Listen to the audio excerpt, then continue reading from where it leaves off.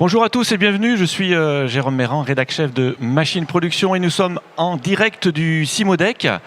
C'est dans la vallée de l'Arve, en Haute-Savoie, berceau du décolletage. Alors nous allons parler de la décarbonation d'une activité industrielle, un enjeu majeur où vous allez voir que la mise en place d'actions visant à réduire son empreinte carbone peut avoir des avantages parfois insoupçonnés. Restez avec nous pour découvrir pourquoi et comment cette transformation peut non seulement être bénéfique pour notre planète, mais aussi pour nos entreprises. C'est parti!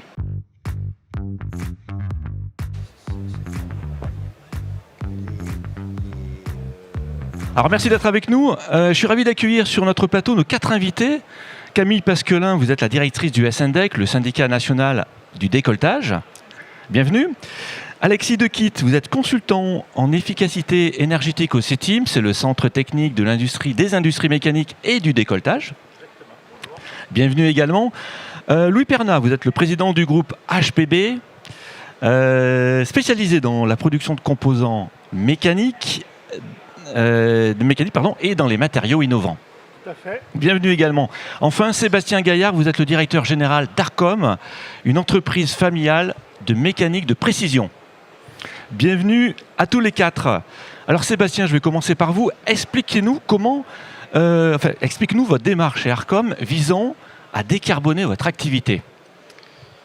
Tout d'abord, merci de m'avoir invité. La démarche de décarbonation, elle vient d'un cheminement. Elle commence déjà par le bon sens, par du pragmatisme. C'est déjà éviter de produire et de consommer à outrance. C'est vraiment amener du bon sens dans tout ce qu'on fait. Réduire les déchets, privilégier les circuits courts, enlever tout ce qui est inutile.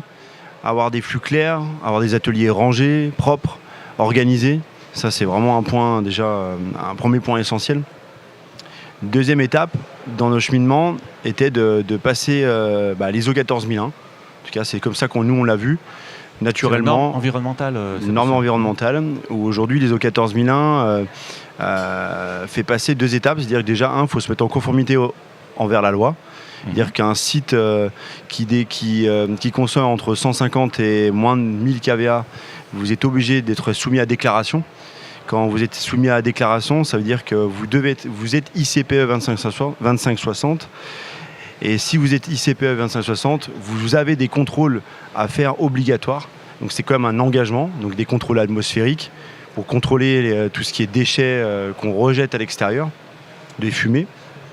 On est obligé de faire des contrôles sonores à l'extérieur, parce qu'il y a des pollutions sonores aussi, ça existe. On doit aussi contrôler nos eaux usées, qu'est-ce qu'on rejette. Bref, en tout cas, ça amène un engagement et surtout une visibilité via la préfecture. Et ça, c'est quand même pas rien. Donc, c'est un vrai engagement. En tout cas, faut le voir comme ça. C'est une vraie marche à passer. Une autre chose, c'est qu'en ayant l'ISO 14001, ça donne une structure qualité. Et aussi, ça nous donne des objectifs à tenir tous les mois. Où on a des KPI en tout cas, dans chaque CODIR tous les mois qu'on suit sur des indicateurs environnementaux. Donc ça, c'est la deuxième étape. Qui fait arriver à une troisième étape, qui fait aujourd'hui, pour continuer à faire des actions, il faut qu'on sache où on en est, de mesurer notre impact carbone. Donc voilà, aujourd'hui, on rentre dans cette étape ici, c'est de mesurer où on en est. D'accord. Est-ce que vous pouvez nous citer quelques exemples d'actions mises en place dans votre atelier par rapport à la norme? Aujourd'hui, des exemples concrets, c'est déjà dans un premier temps, tous nos déchets. Donc tous nos déchets sont essorés, c'est tout automatisé, on retraite nos huiles. On refiltre nos huiles, on les renvoie dans les machines, on traite nos fumées, on récupère les huiles des fumées, on les réinjecte dans les machines, on récupère par exemple les calories des machines pour réinjecter, pour chauffer l'atelier. Tous les déchets, on va dire, souillés, sont traités dans des endroits identifiés. Tous les produits chimiques qui rentrent chez Arcom et qui sortent sont tracés. Bref, il y a une vraie gestion autour du déchet. Et il y a une vraie gestion aussi sur la consommation électrique. La consommation électrique est vraiment devenue un vrai sujet depuis, on va dire, 2021, depuis la guerre en Ukraine. Donc aujourd'hui, on fait vraiment la chasse à tout. Toute économie d'énergie est bon d'apprendre. C'est-à-dire que Par exemple, on ne travaille pas la nuit, nous, on est allé vraiment aller chercher qu'est-ce qui consomme la nuit. Donc on a mis des appareils de contrôle pour vraiment comprendre où on consommait, qu'est-ce qui consommait, pour éteindre tous les appareils possibles qu'on peut, pour vraiment réduire le maximum notre impact énergétique. Et vous avez été accompagné financièrement ou au niveau du déploiement de ces actions-là ? Alors après, y a, en plus du bon sens, parce qu'entre guillemets c'est quand même du bon sens, il y a aussi des accompagnements. C'est vrai qu'aujourd'hui Arve Pur a accompagné les entreprises de décolletage par rapport à tous ces systèmes d'essorage, tous ces systèmes de fumée, d'aspiration de fumée. Oui, on a été accompagné par Arve Pur. Ouais. Camille, quelles sont les aides financières qui existent, à part le dispositif Arve Pur, pour accompagner les entreprises qui veulent décarboner leur activité ? Alors, il y a effectivement différentes aides qui existent. On pourrait dire qu'elles sont nombreuses, mais en fait, l'enjeu est tellement important économiquement qu'elles ne sont pas encore suffisamment nombreuses. Elles viennent aider surtout sur tout ce qui va être investissement non productif, parce qu'effectivement l'ensemble des exemples que citait Sébastien, c'est de l'environnement de production, mais ça ne sert pas directement à la production. Donc c'est pour ça que des dispositifs comme Arve Pur ont été mis en place, et qu'au niveau de l'État, également des dispositifs plus importants, avec l'accélération de cet enjeu de décarbonation de l'industrie, ont été mis en place. Donc les opérateurs principaux qui proposent des aides, des accompagnements et ou des aides numéraires sont donc la BPI et l'ADEME. Donc la BPI va plutôt se porter en premier lieu sur tout ce qui va être diagnostic. Donc il y a deux niveaux de diagnostic, le décarbonation et ou décarbone diag, ou alors le diag écoflux. Et donc là, c'est un accompagnement avec un consultant pour mener à bien son diagnostic, mesurer, comme le disait Sébastien, où en est l'entreprise en termes de consommation, de performance énergétique, etc. Et puis derrière, de pouvoir dérouler un plan d'action. Et après, on a d'autres types d'aides qui là vont vraiment permettre à financer les investissements qui sont des investissements lourds. Donc notamment, alors aujourd'hui on attend encore des appels à projets pour 2024 dans le cadre du plan d'investissement France 2030. C'est plan d'investissement 2030 sur la transition écologique, c'est 5 milliards d'euros.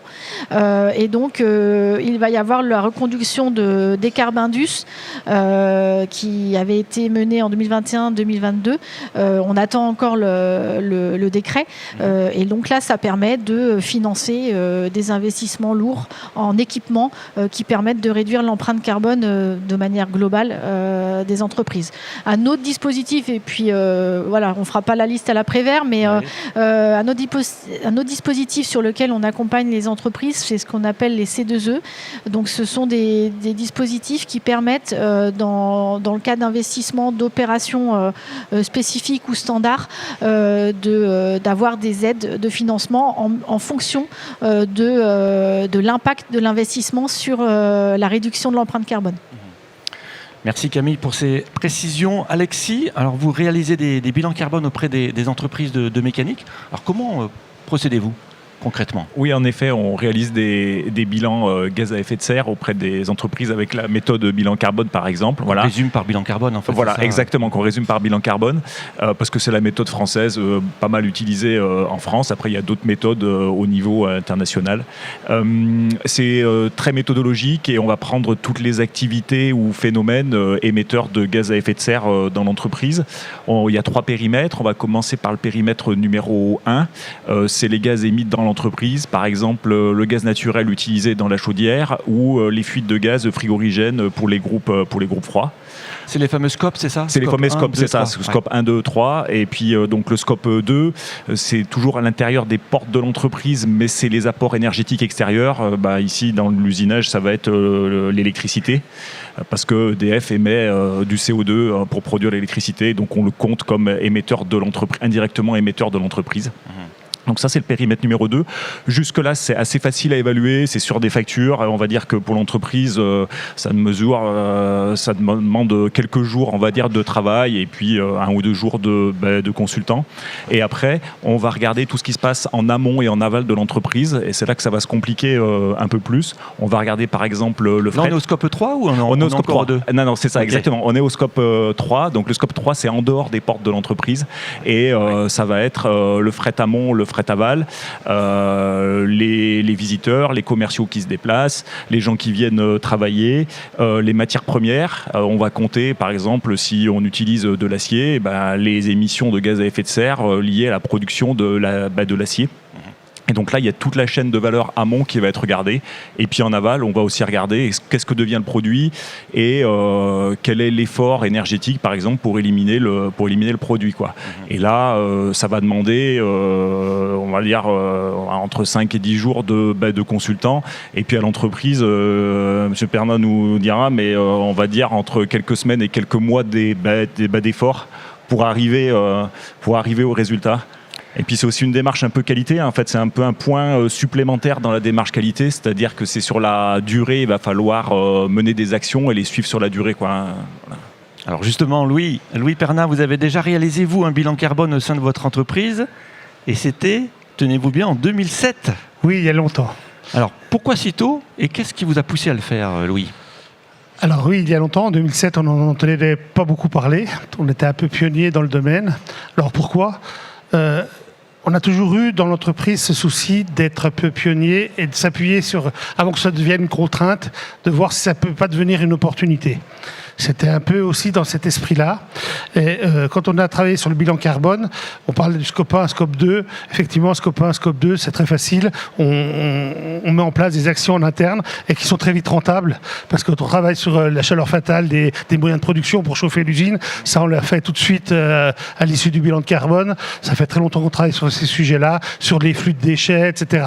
C'est des actions qui sont très très facilement maîtrisé et avec un retour sur investissement direct. Ça, c'est très intéressant. Le scope 3, il y a aussi des choses très faciles à mettre en place, notamment le fret.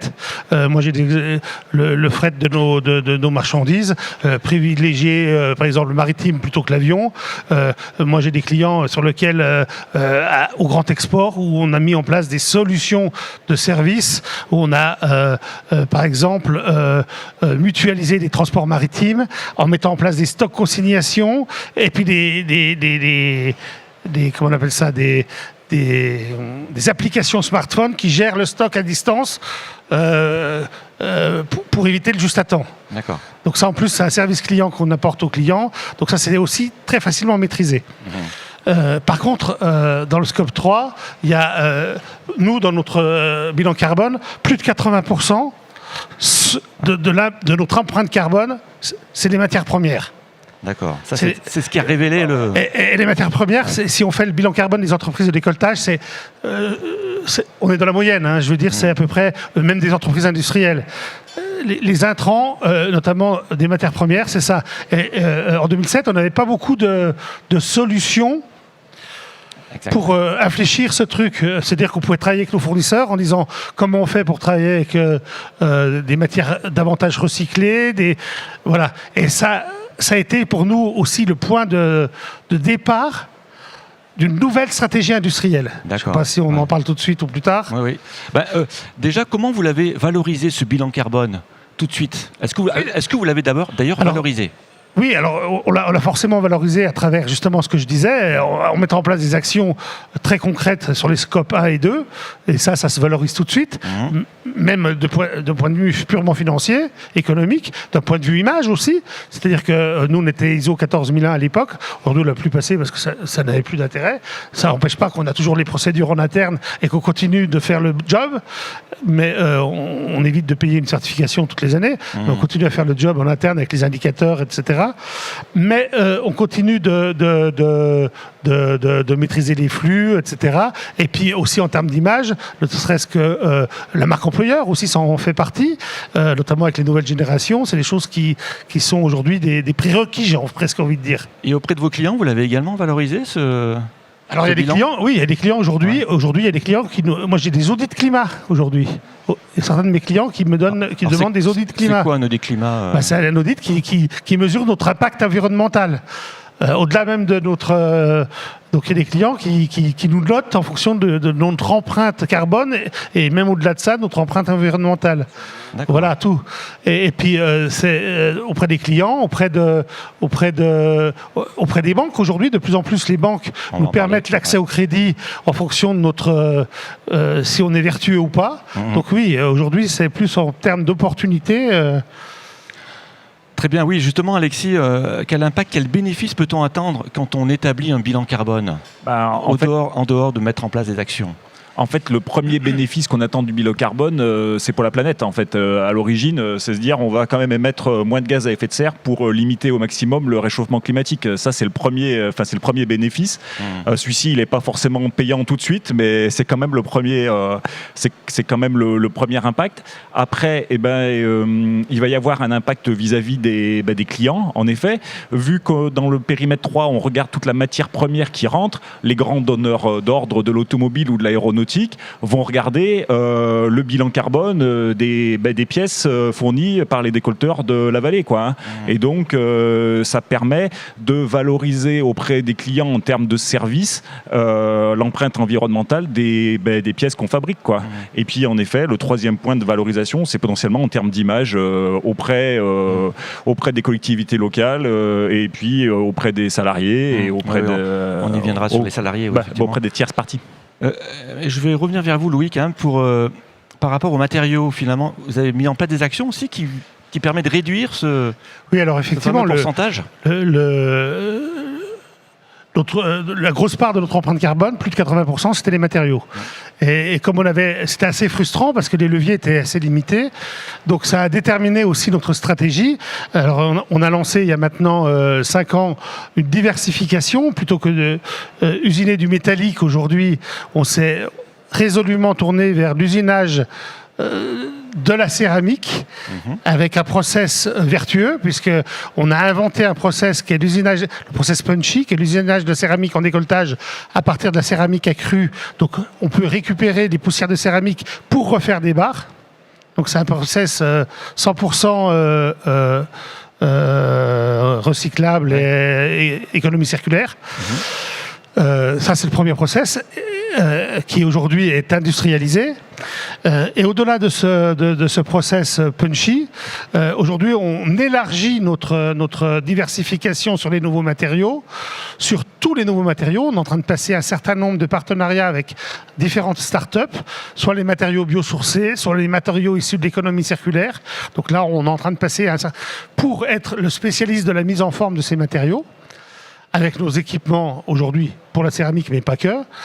Et puis, dernièrement, on vient de signer un bel...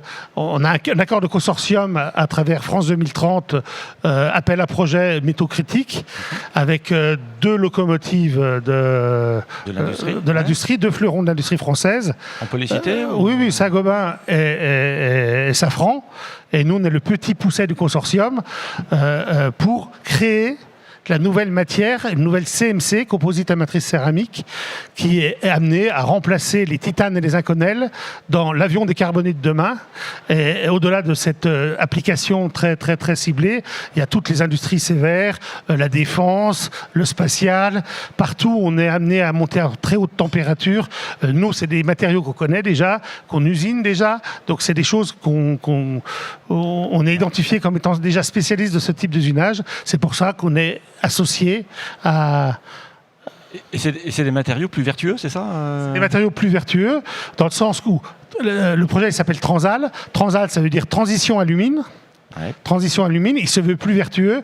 Alumine, il faut savoir que contrairement à l'épuisement, on en parlait ce matin, des ressources minières, l'alumine, c'est le matériau le plus présent sur la croûte terrestre. Donc on n'est pas confronté à cette problématique d'épuisement des ressources ou de raréfaction des métaux. Au contraire, on a une visibilité qui est supérieure. C'est un matériau durable. On réfléchit dans la conception de ce nouveau matériau à toute... c'est de l'éco-conception aussi. Hein. C'est pareil, on a cet avantage d'être très en amont, c'est qu'on réfléchit à toutes les filières. Oui, l'éco-conception, c'est important également. Sébastien, comment avez-vous valorisé, vous, vos actions de décarbonation ? Je rebondis un peu tout ce qui a été dit, parce qu'en fait, nous, on a la suite de tout ce qu'il a fait M. Pernin. C'est-à-dire que c'est vrai que le scope 1, scope 2, il y a des retours d'investissement qui sont, entre guillemets, directs, on arrive à le mesurer.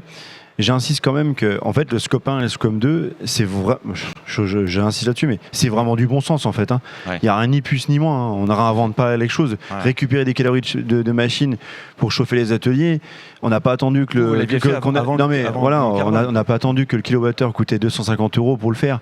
Mais ce que je veux dire par là, c'est que le scope 1, scope 2, c'est vraiment une économie. Nous, le bilan carbone, on l'attaque à partir de ce mois-là. Donc, je ne sais pas du tout où ça va nous emmener. Là, j'apprends que c'est 80% sa matière première. On s'en doutait. Autant, ça, je ne savais pas. C'était en 2007, alors peut-être que... Non, mais c'est intéressant. Alors après, sur le retour d'investissement, je pense qu'il y a plusieurs manières de le voir. Il y a un retour d'investissement moral. C'est vrai, ce qu'on dit, déjà, dans un premier temps, c'est d'éviter de gaspiller, donc éviter aussi de décarboner et de polluer la Terre. Mine de rien, c'est quand même ça la première chose à faire. La deuxième chose, c'est les économies directes, indirectes, ça c'est une chose. Le client, je rejoins aussi, nous, c'est quelque chose qui est étonnant depuis 2 ans, l'après-Covid. Alors avant, moi, j'ai pas eu de retour, mais depuis 2 ans, comme en plus le bilan carbone est venu obligatoire aux entreprises de plus de 500 personnes, l'ISO 14001, aujourd'hui, plus personne n'en parlait. D'ailleurs, il y a plein d'entreprises qui ont arrêté de passer l'ISO 14001, parce qu'avant, c'était à la mode, c'était arrêté. Bon, nous, on était un peu en contre-courant par rapport à ça, mais je veux dire par là, c'est vrai que les entreprises, nous, on a eu le cas sur un nouveau client, un nouveau prospect. La création de compte se fait avec des fournisseurs qui soit ont une démarche, soit sont ISO 14001, soit il y a vraiment une démarche éco-responsable ou en tout cas bilan carbone. Donc, c'est-à-dire que les exigences clients qui commencent à arriver commencent à redescendre sous la sous-traitance. Donc là, je rejoins aussi, c'est qu'il faut mieux avoir un temps d'avance et que de subir. Donc ça, c'est un vrai sujet. Après, sur l'entreprise en tant que telle, avec l'entreprise sociétale, on peut dire ça. C'est vrai qu'aujourd'hui, on ne sait pas l'impact. Moi, je ne sais pas la mesurer, l'impact de dire, moi, je préfère travailler dans une société qui fait attention à l'impact carbone ou qui fait attention à l'écologie. Je ne sais pas la mesurer. Tout ce que je sais, c'est que c'est encore une pierre de plus pour valoriser notre entreprise. Et surtout, la valoriser et la mettre dans nos valeurs. Parce que si on n'y croit pas, il ne faut pas le faire. Ça c'est clair, nous on l'a fait par bon sens dès le départ, mais après derrière ça a découlé des actions, mais parce qu'on en est convaincu. Voilà, tout simplement. Merci Sébastien. Camille, les investissements liés à la décarbonation sont-ils plus facilement finançables quand on vient voir les banques ? Oui, effectivement, Louis le disait tout à l'heure, au niveau des financements aujourd'hui, ça devient presque un précaré d'avoir en tout cas à minima une étiquette ou une démarche qui va peu ou prou aider à décarboner l'activité de l'entreprise. Ça se voit aussi bien aujourd'hui au niveau des prêts bancaires. Aujourd'hui, donc, il y a de plus en plus de prêts qui sont, on va dire, plus facilement accordés si il y a un critère transition écologique derrière, performance énergétique aussi, bien sûr, avec les nouvelles contraintes de coût des énergies. Et puis, au niveau des aides, au-delà des financements, au niveau des aides, de toute façon, tous les dispositifs qui sont mis en place au niveau de l'État ont cette clé d'entrée transition écologique et décarbonation de l'industrie. Donc, le plan d'investissement France 2030 intègre des critères de transition écologique et de décarbonation directe dans la mobilisation de ces dispositifs. Et quand on est une entreprise éco-responsable, est-ce que cela aide à recruter plus facilement des jeunes collaborateurs qui seraient plus sensibles à ces notions d'environnement ? Oui, alors peut-être de manière encore indirecte. Par contre, Louis et Sébastien s'entendent quand même à dire que de toute manière, ça fait partie aussi de la culture d'entreprise et des valeurs. Donc forcément, en termes d'appartenance, de fidélisation, de qualité de vie au travail et puis aussi d'engagement. Donc évidemment, quelque part, ça fait évidence. Maintenant, de là à mesurer, comme disait Sébastien, dans les processus de recrutement, le fait que tel candidat va plutôt aller chez le voisin qui a une démarche plus affirmée, c'est pas forcément, aujourd'hui en tout cas, si direct. Mais pour moi, c'est une évidence que en termes de si ce n'est de discours, en termes de réalité, de travail, d'engagement, de fidélisation des collaborateurs, c'est une évidence. Parce que c'est tellement intrinsèque et c'est tellement intégré dans la réalité de la vie de l'entreprise et dans son organisation que voilà, c'est... Écoutez, ça sera le mot de la fin. Merci d'être passé sur notre plateau. Camille Pasquelin, je rappelle, vous êtes la directrice du SNDEC. Alexis Dequitte, consultant en efficacité énergétique au CETIM. Louis Pernat, président du groupe HPB. Et Sébastien Gaillard, directeur général d'Arcom. Merci à tous les quatre. Merci d'être passé encore une fois sur notre plateau. On l'aura compris, mettre en place des actions plus durables et plus respectueuses de l'environnement n'est pas seulement une nécessité, c'est aussi une véritable opportunité pour les entreprises. Merci à tous, merci de nous avoir suivis. À très vite.